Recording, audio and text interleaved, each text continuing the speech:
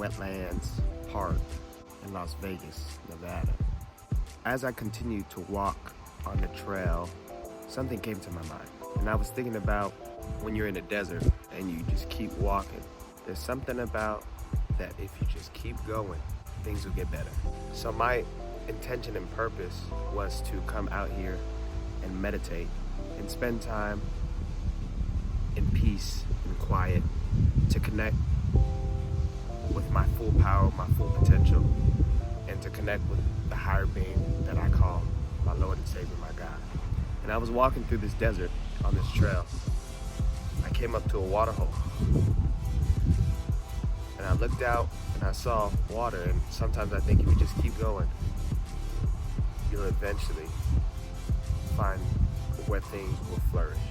And as I kept walking, I ran into the water hole and I realized, what happens if I just keep going? And I just keep going, and I keep going, and I keep going. And it seemed like the trail was about to end. And it opened up. And I finally found myself here with a chair, with greenery, in the middle of the desert. And it was the perfect place for me to spend some time to connect, to learn patience, to learn stillness, to learn the ability to process my thoughts, to slow my mind down. Because what I do on a day-to-day basis, very repetitive, very fast, and you have to be sharp. And it takes a lot of masculine energy. And you have to learn how to understand how to connect with your anima and your animus.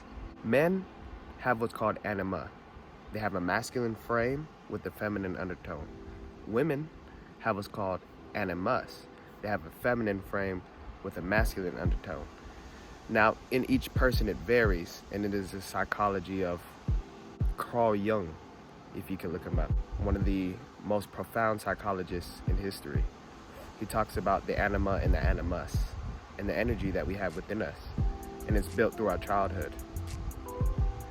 And meditation helps me reconnect with that, to reconnect with why I am the way I am today, to be aware of some of the patterns that I create for myself. And meditation really does help me with, first, silence and stillness, creating room for silence. 2, meditation helps me with creating space in my mind and my thoughts.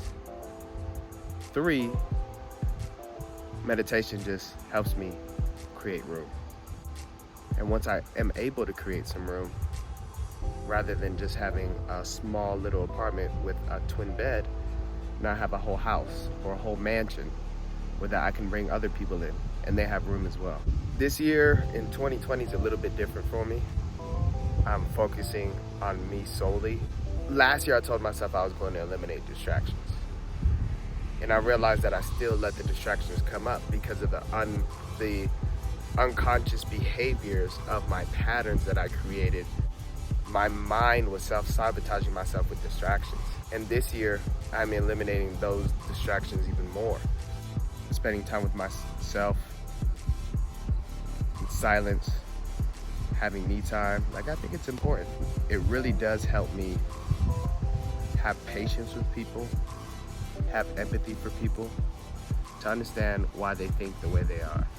Over these years, I've been able to pick up on what drives people, on what motivates people, even if they aren't aware of it themselves.